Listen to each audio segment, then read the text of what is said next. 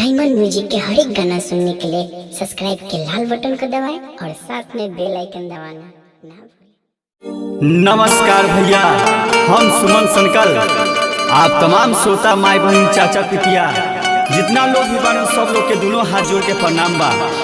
आज हमारे गाना एगो रिकॉर्ड भइल बा गणपति रिकॉर्डिंग स्टूडियो हाजीपुर से, जेकरा अपना कलम से सजौले बारे नीतीश राणा और जेकरा अपना म्यूजिक देले बारे जीतू विनायक और साथ में रिकॉर्डिंग कैले बारे हमार बड़ भैया अमन जी। तो आई रवा लोग ई गाना के सुनी और आनंद ली। बहुत ही प्यारा सॉन्ग बा और अपन प्यार दुलार आशीर्वाद बनौले रख। Ganpati recording studio Hajipur.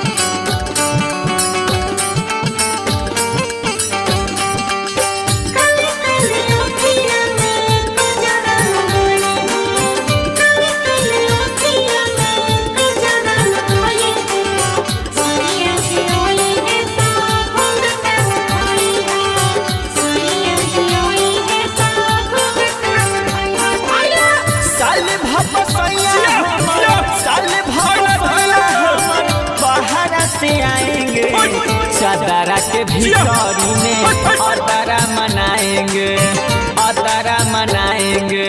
साल भपसैया हमर, साल भपसैया हमर बाहर से आएंगे चादरा के भीतर में अतारा मनाएंगे, अतारा मनाएंगे।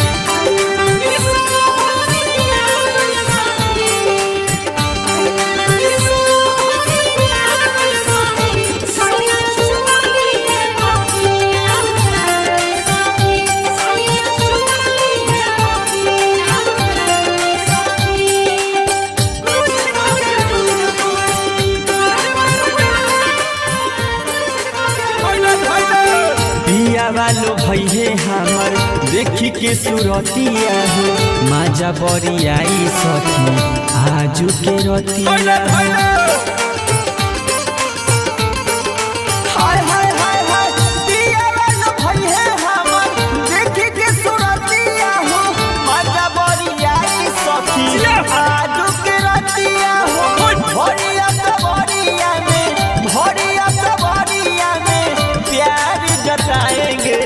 चादरा के भीतर में अतारा मनाएंगे, अतारा मनाएंगे।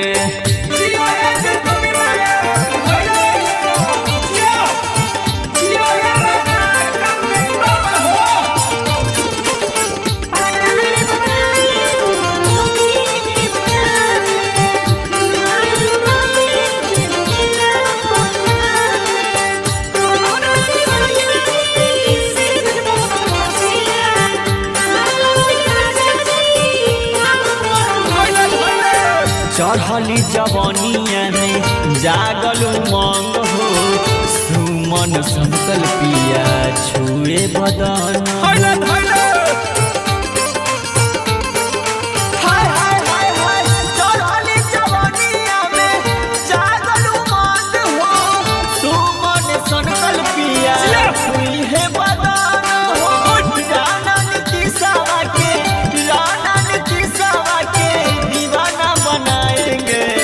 चादरा के भीतर